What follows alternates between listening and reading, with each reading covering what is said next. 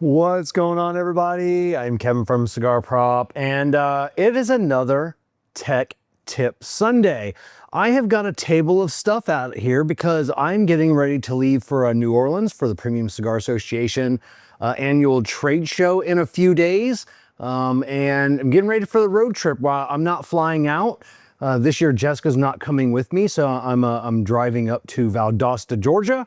Going to meet my buddy Care, my co-host on the podcast, and he's driving down from South Carolina. Going to meet up in Valdosta. We're going to leave his car, and then we're going to drive out to New Orleans, hitting a couple of spots, cigar lounges along the way. So in order to prepare, there's a couple things that that I'm bringing with me. Now, my vehicle, I drive a fairly new vehicle, so I'm really not concerned about that. I'll check the air in my tires, and I'll top off the windshield washer fluid. That's really all I have to do. For all of you out there, if you drive a little bit older car, you may want to get it in for an oil change or a trip inspection. You know, about 2 weeks prior to you leaving on your road trip.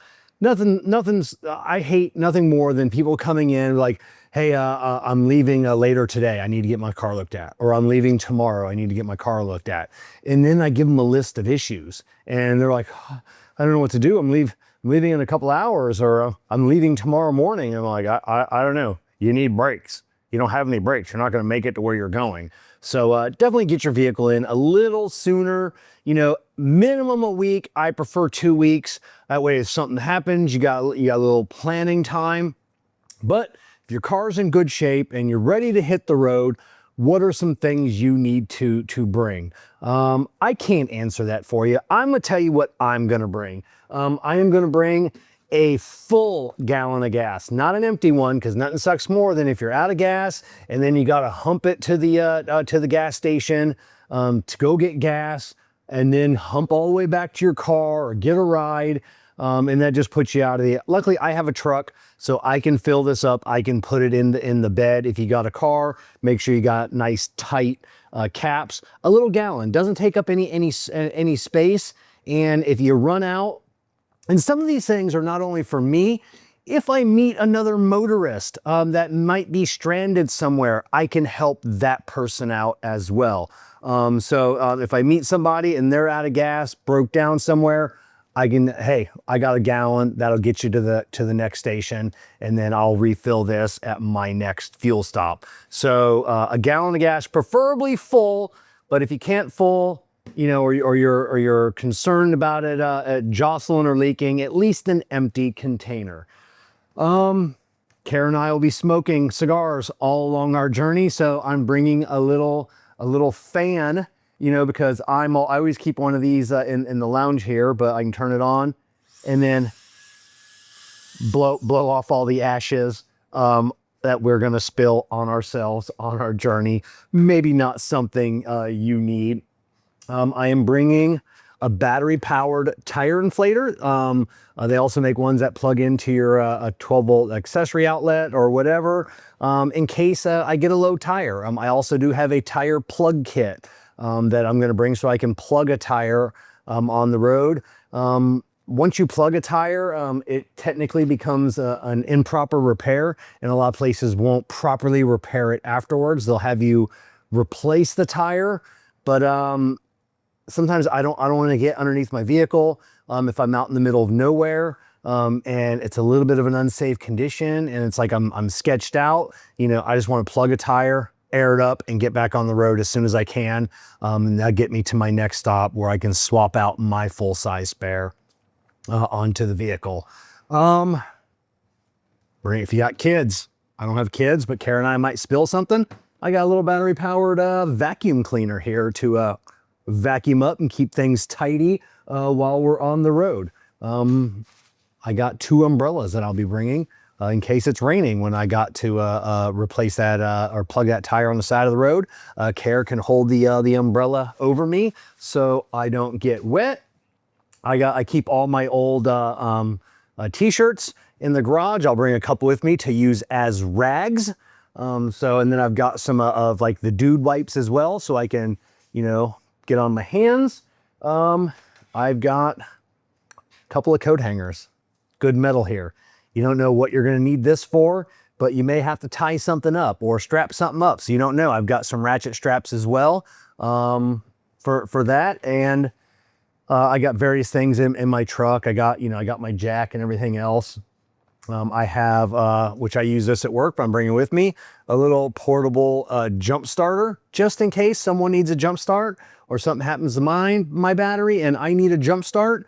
I can jump start my vehicle and get on the road, but this also has power points, so I can charge devices on here. So we'll be heading out. We'll be doing lots of interviews. That's why I'm getting all my microphones and my GoPro and everything else ready. And I've also got tons of other large battery packs. So I have a never-ending supply of packs. I've got cables. I don't even own an iPhone, but I have the lightning cable, so I can charge anybody else's phone in case of an emergency and they're low on battery. But portable battery power is definitely a must. So this is what I'm bringing. If you have a little bit of an older car, bring a quart of oil. You know, as you're on the highway, higher speeds, higher RPMs, cars that burn a little bit of oil, they tend to burn a little bit more oil on long trips. So bring a quart, maybe 2 quarts of oil, toss that in your trunk as well. Bring a gallon of coolant. You never know, you may spring a little bit of a leak. If it's a little leak, you can pop off your coolant and get you off the highway and get you to a repair station.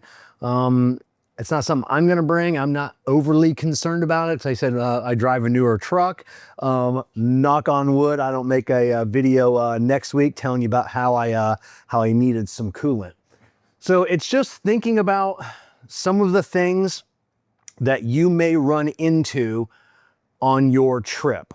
And the biggest things are, what are you going to do when you're away from the big city? So we'll be traveling from Florida to Valdosta to Tallahassee for our first cigar, then Tallahassee all the way over to New Orleans. There are a lot of big cities along those way, but there is a lot of tiny towns along that way as well, to where you might not find what you need, or you're passing through a big town at 2 o'clock in the morning, 3 o'clock in the morning, and you need a little bit of air in your tire, but nothing's open. So definitely, be able to put some air in your tire, be able to top off your oil, top off your coolant a little bit. So those are the things you got to think about. Everybody thinks, oh, I'll be driving, I'll just get off the highway, and go find this or that. That's all well and good at noon, at 4 p.m., even at 7 p.m., but at 2 a.m., 3 a.m., what are the odds you're going to find anything? Slim to none. I mentioned if you got to put your spare tire on, figure out how to put your spare tire on. If you don't know, go in, like I said, a week or two prior, get your oil change, or get your oil change if it needs it, but get a vehicle inspection. Go out to the shop. If you have a shop like mine, and you go up to the guy working on your car and be like, hey man, if I give you $5, they'll do it for free. But hey, if I give you $5, can you show me where my jack is at, where my tools are at? Make sure I have the tools. Make sure my spare tire is aired up. We've talked about this before. Make sure your spare tire is aired up. And then just make sure everything is okay. I don't know how many people, especially pickup trucks like mine, you get some older ones and that tire's underneath. You've never had it down and you go to unwind it and it's frozen and it doesn't unwind. Ask the guy, hey, can you just unwind it and then wind it back up? Make sure that works, and just make sure all your tools are there. Like I said, if you don't have a lug wrench because it's missing, better to find that out 2 weeks prior than 2 o'clock in the morning sitting on the side of the road somewhere and realizing you can't change your tire.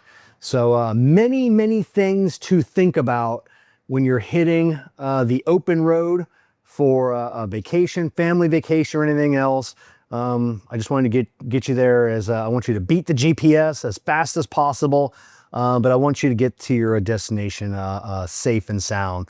And the number one way to start, get your vehicle in, get an inspection before you head out on that road trip. So, all right, we won't be back next Sunday because we'll be away, but in 2 weeks, I'll let you know if anything happened along my journey.